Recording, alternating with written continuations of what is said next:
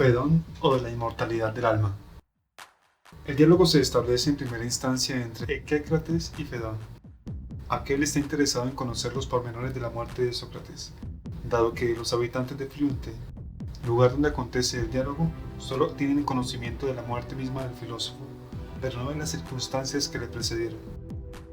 Fedón comenta que entre el juicio y la muerte de Sócrates transcurrieron varios días, toda vez que por tradición los atenienses, como promesa hecha al dios Apolo, envían anualmente una nave en procesión a la población de Delos, ciudad en la cual se encontraban varios santuarios del dios Apolo. Durante esta época, los atenienses tienen por ley purificar la ciudad y no matar a nadie hasta que oficialmente arribe la nave de Delos. Próximo a su muerte, a Sócrates se le veía feliz y sereno. De hecho, Fedón conjeturaba que seguramente Sócrates gozaría en el Hades de dichas como ningún otro hombre. No obstante, en quienes se hallaban en torno a él se combinaban dos tipos de emociones, por momentos risa, por momentos llanto. Entre los acompañantes estaban Apolodoro, Critóbulo, Hermógenes, Epígenes, Esquines, Antístenes, Tésipo y Menéxeno. Platón estuvo ausente porque se encontraba enfermo. En la cárcel y durante la mayor parte del día, los amigos visitaban a Sócrates para entablar los correspondientes coloquios filosóficos. El último de ellos comienza en torno al tema de lo placentero. En una primera apreciación, Sócrates, según recuerda Fedón, considera que aquello que los hombres llaman placentero se encuentra muy unido a su contrario, lo doloroso, de tal suerte que resulta difícil conseguir uno sin el otro, como si ambos estuvieran ligados a una cabeza. Ante un mensaje de despedida que Sócrates le envía a Eveno, según el cual éste debería seguirlo al Hades lo antes posible, Simias, Cebes y otros quedaron asombrados, pues adelantar la propia muerte mediante suicidio no es una medida humana lícita.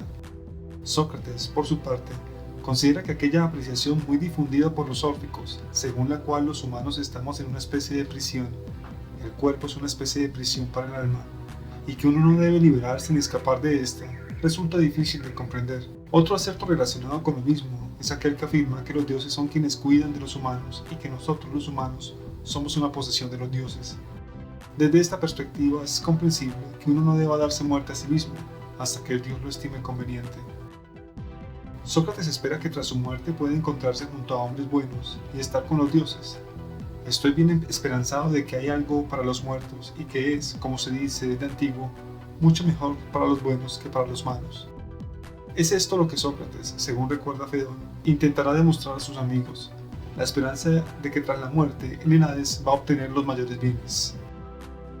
Sócrates le indaga a Simias sobre si la muerte es la separación del alma del cuerpo, estando en el muerto el cuerpo solo en sí mismo separado del alma y el alma solo en sí misma separada del cuerpo.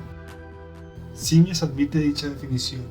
Ante esto, Sócrates prosigue indagando sobre aquellas prácticas y hábitos que no son propios de un filósofo. Así, un hombre dedicado a la filosofía no debería considerar importante ni dedicarse a los placeres de las comidas y bebidas, ni al sexo, ni a la adquisición de mantos y calzados elegantes, ni a ningún tipo de embellecimiento del cuerpo. La ocupación de un filósofo, prosigue Sócrates, no se centra en el cuerpo, sino en el alma. De hecho, el filósofo libera su alma al máximo de la vinculación con el cuerpo, muy a diferencia de los demás hombres. Por tener tales intereses, muchas personas consideran que el individuo dedicado a la filosofía parece como si estuviera muerto, al no llevar una vida digna por descuidar los placeres que produce el cuerpo. El cuerpo, continúa Sócrates, engaña al alma cuando ésta pretende conocer la verdad. El individuo, al reflexionar, puede adquirir y aprender la verdad al hacerse evidente algo de lo real. Solo puede reflexionar de manera óptima cuando no le perturba nada del cuerpo, ni el oído, ni la vista, ni dolor ni placer alguno. El alma reflexiona efectivamente cuando manda de paseo al cuerpo y cuando sin comunicarse ni adherirse a él, tiende hacia lo existente. Es en este momento cuando el alma del filósofo desprecia al cuerpo. Posteriormente, Sócrates inquiere a Simias sobre si existe algo justo en sí, bello en sí y bueno en sí. Los dos concuerdan en que no es posible que lo justo, lo bello y lo bueno en sí sea percibido por medio de los 5 sentidos. La única opción que posee el hombre para conocerlos es usando solo la inteligencia pura por sí misma, prescindiendo todo lo posible de los ojos, los oídos y del mismo cuerpo. Lo anterior ocurre porque el cuerpo confunde y no deja que el alma comprenda la verdad. En tanto tengamos el cuerpo y nuestra alma esté contaminada por la ruindad de éste, jamás conseguiremos suficientemente aquello que deseamos. Afirmamos desear lo que es verdad, pues el cuerpo nos procura mil preocupaciones por la alimentación necesaria, y además, si nos afligen algunas enfermedades, nos impide la caza de la verdad. Nos colma de amores y deseos, de miedos y de fantasmas de todo tipo, y de una enorme trivialidad, de modo que cuán verdadero es el dicho de que en realidad con él no nos es posible meditar nunca nada. Porque en efecto, guerras, revueltas y batallas ningún otro las origina sino el cuerpo y los deseos de éste, pues a causa de la adquisición de riquezas se giran todas las guerras, y nos vemos forzados a adquirirlas por el cuerpo, siendo esclavos de sus cuidados. Por eso no tenemos tiempo libre para la filosofía con todas esas cosas suyas. Pero el colmo de todo es que si nos queda algún tiempo libre de sus cuidados y nos dedicamos a observar algo, inmiscuyéndose de nuevo en nuestras investigaciones nos causa alboroto y confusión y nos perturba de tal modo que por él no somos capaces de contemplar la verdad. Para contemplar los objetos reales es necesario hacer uso del alma. Así, la auténtica sabiduría solo podrá adquirirla el hombre cuando muera, porque entonces estará el alma separada del cuerpo. Mientras está con vida, solo se puede estar cerca del saber en la medida en que los individuos no se traten ni asocien con el cuerpo y no se contaminen de su naturaleza. Libres del cuerpo, se podrá conocer lo más puro, que es seguramente lo verdadero. Los filósofos entonces viven en un constante acto de purificación, pues en vida dichos individuos acostumbran al alma a vivir fuera del cuerpo, de tal suerte que aquel hábito auténticamente filosófico es liberar y separar el alma del cuerpo. Los que filosofan, le afirma Sócrates a Simias, se ejercitan en morir y el estar muertos es poco temible. Quienes se irritan por ir a morir, ese no es filósofo, sino algún amigo del cuerpo, siendo seguramente amigo de los honores y de las riquezas. Para Sócrates, virtudes tan destacadas para los griegos como la valentía y la templanza van muy relacionadas con el poco apego que se le debe tener al cuerpo. No obstante, la mayor parte de las personas consideran que la muerte es el mayor mal que puede llegar a padecer un individuo, siendo precisamente los filósofos los menos valientes. Pero resulta un contrasentido que aquellos que la mayoría de las personas denominan valiente sean cobardes ante la muerte. No se puede ser valiente y cobarde a la vez.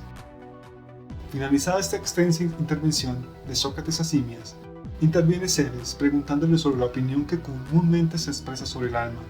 Se dice de ella que tan pronto muere el hombre, sale del cuerpo como aire exhalado y desaparece, dejando de existir y aniquilándose completamente. Con lo anterior, Sócrates ahora debe demostrar que el alma persiste después de la muerte y que conserva sus facultades.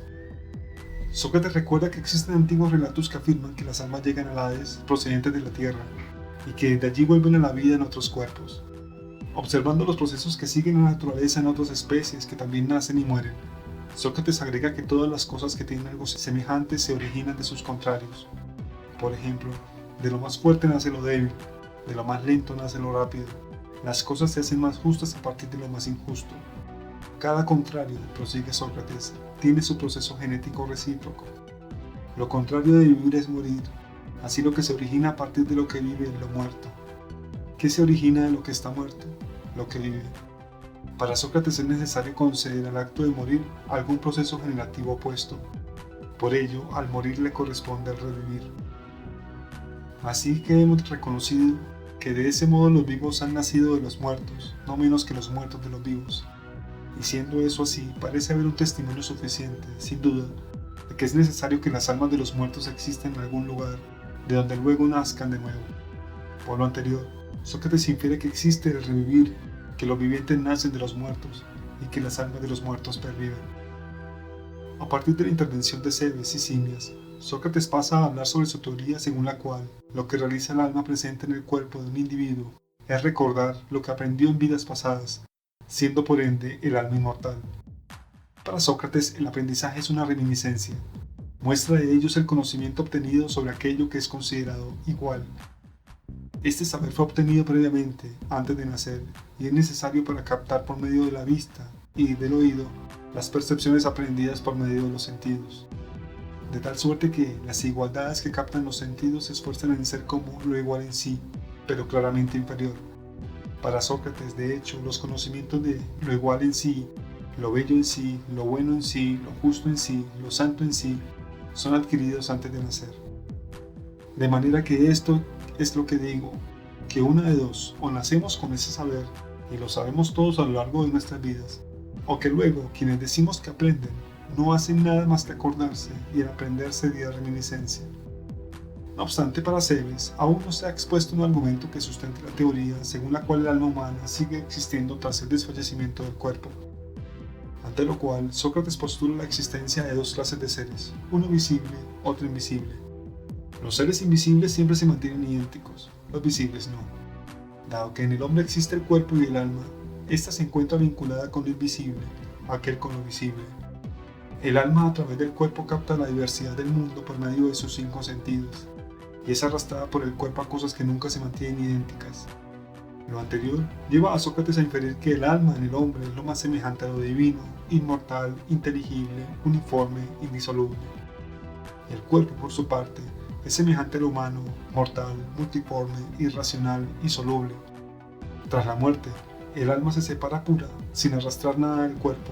Solo durante su vida se ha esmerado en filosofar rectamente, que en este caso sería vivir como si estuviera muerto, libre de los apegos corporales.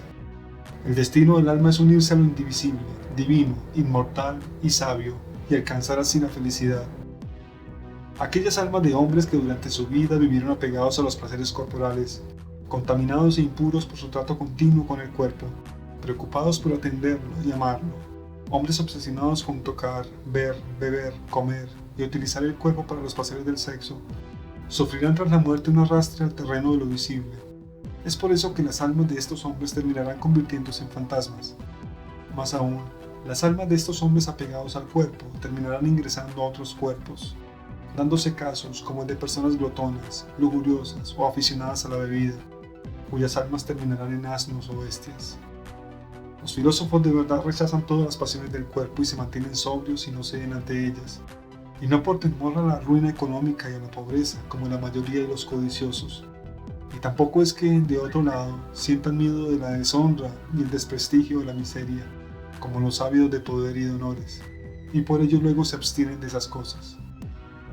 Posterior a esta extensa intervención socrática, toma la palabra de nuevo Seves para mostrar sus objeciones sobre lo expuesto acerca del alma, particularmente sobre su subsistencia después de la muerte del cuerpo. Según Seves, el miedo a la muerte que experimentan los humanos es válido, toda vez que aún no se ha demostrado con suficiencia la existencia del alma más allá de la muerte. Para él podría resultar válido afirmar que el alma reencarna en otros cuerpos sucesivamente. No obstante, en algún momento de esa cadena de reencarnaciones se extinguirá totalmente. El alma puede fatigarse por sus reiteradas muertes y terminará desapareciendo. Seves, a diferencia de Sócrates, considera que el alma no es imperecedera. Sócrates no considera válido conjeturar que el alma es una especie de armonía, en relación a la melodía que se desprende del toque de una lira, pues la armonía no existe antes de los elementos materiales que componen la lira, siendo causada por estos. Por el contrario, del alma se predica su preexistencia, y el conocimiento que se desprende de ella es básicamente recordar. Si el alma fuera una especie de sonido armónico emanado de una lira, habría que postular la existencia de la armonía antes de la existencia de la lira, lo cual sería insostenible. Además, la relación que existe entre la armonía y la lira es una relación sumisa, toda vez que la armonía se rige al movimiento mismo de la lira, nunca le desobedece. El alma, en cambio, en algunas ocasiones asume una actitud de rebeldía y desobediencia respecto al cuerpo, no acatando sus deseos ni apetencias. Respecto a la objeción de Seves, Sócrates pasa a hacer una revisión de su vida y de la manera como el pensamiento de un pensador antiguo como Anaxágoras, quien consideraba que la mente ordenaba todo el cosmos, modificó su forma de pensar. Así, guió su pensamiento a través de conceptos. En ellos descubrió que aquello que permite ordenar la realidad son las ideas. A partir de una de ellas, la idea de belleza, es que los seres humanos pueden predicar la belleza presente en objetos o personas. En otras palabras, afirmamos que existen personas, animales, objetos bellos, en tanto que ellos participan de la única idea de belleza existente. Para que los seres existentes posean vida, continúa Sócrates, se requiere que posean alma. El alma, por tanto, posibilita que exista la vida y nunca su contrario, la muerte. Desde allí puede afirmarse que el alma no solo es inmortal, como ya se lo ha inferido, sino que es imperecedera. Sócrates además expone sus conocimientos cosmológicos sobre aquellos lugares que rodean a la Tierra. Postula la existencia de un lugar suspendido en el cielo, la verdadera Tierra, decorado en colores púrpura, dorado y blanco, un blanco más blanco que la nieve, con montañas y rocas proporcionadas, con seres humanos más saludables y longevos, con presencia numerosa de oro y plata a simple vista de cualquier espectador, y además con la presencia continua de templos en honor a los dioses quienes habitan directamente allí e interactúan con los humanos. Estos conviven con los dioses y los tratan. La Tierra posee cavidades en círculo, más profundas y abiertas que en las que se habita actualmente, otros más hondos pero con mayor apertura, y otros que son de menor hondura que este pero más amplios. Todos estos lugares están conectados entre sí por diversos puntos y entre ellos fluye el agua. De hecho, bajo tierra no solo hay ríos de agua, sino también de fuego, que algunos poetas han denominado Tártaro. Hacia ese abismo llamado Tártaro confluyen todos los ríos con aguas calientes y frías, y desde él refluyen. Esa masa de agua no tiene ni fondo ni lecho. Existen 4 corrientes: Océano, Aqueronte, Periflegeronte, Estigia. Cuando las almas de los difuntos llegan al lugar señalado del Hades, comienza el juicio. Quienes han vivido moderadamente son enviados hacia el Aqueronte, suben en embarcaciones, llegan a la laguna Aquerusiade, donde se purificarán y pagarán las penas por sus delitos, o son absueltos, si existe mérito. En cambio, los que se estiman que son irremediables a causa de la magnitud de sus crímenes, ya sea porque cometieron numerosos y enormes sacrilegios, o asesinatos injustos e ilegales en abundancia, y cualquier tipo de crímenes por el estilo, a ellos el destino que les corresponde los arroja al Tártaro, de donde nunca saldrán. Aquellos individuos que cometieron pecados graves pero curables, tales como manifestar ira brutal a sus padres, y luego vivir con remordimiento, o se convirtieron en homicidas por hechos semejantes, serán enviados por un año al Tártaro, para luego ser expulsados por el oleaje hacia la laguna Aquerusiade, en la cual ruegan a quienes mataron o ofendieron que cesen sus males. Si no los persuaden, retornarán al Tártaro.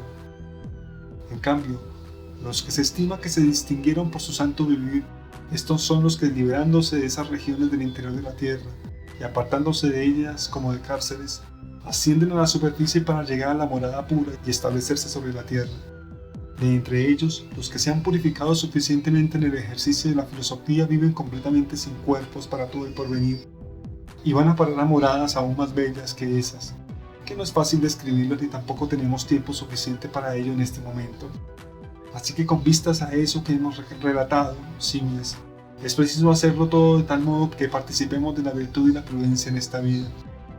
Luego de amonestar a sus amigos de practicar asiduamente virtudes como prudencia, justicia, valor, libertad y verdad, Sócrates interrumpió la conversación para lavarse y despedirse de sus 3 hijos, 2 pequeños, y de su esposa y demás familiares. Luego conminó a Critón que le trajera el veneno para tomarlo. Critón le respondió que no había afán. Muchos condenados a beber cicuta esperan hasta la noche, luego de probar un gran banquete, consumir buen vino e incluso acostarse con quien deseen. Ante la insistencia de Sócrates, Critón ordenó traer el veneno, con el cual su amigo esperaba un tránsito tranquilo de esta vida a la otra. Sócrates bebió la cicuta y empezó a sentir en su cuerpo la reacción común, enfriamiento y entumecimiento de las piernas, y poco a poco, de todo el cuerpo. Recostado y cubierto, se despidió de sus amigos con estas palabras: Critón, le debemos un gallo a Asclepio, así que págaselo y no lo descuides.